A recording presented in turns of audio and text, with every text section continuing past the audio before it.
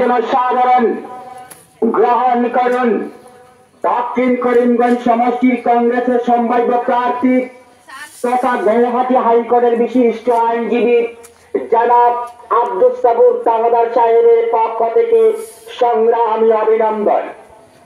তার সঙ্গে গ্রহণ করুন ভারতীয় জাতীয় কংগ্রেসের পক্ষ থেকে আন্তরিক অভিনন্দন। আগামীকাল বুধবার সন্ধ্যা 5:00 সময় নিলামবাজার পুরনো এটিএম এর সামনে কংগ্রেস নেতা তথা আইনজীবী আব্দুস সাবুর তাওয়াদার সাহেবের ডাকে এক বিরাট জনজাগরণ সভা। উক্ত সভায় জাতি ধর্ম বর্ণ নির্বিশেষে সকলের উপস্থিতি কামনা করা যাইতেছে।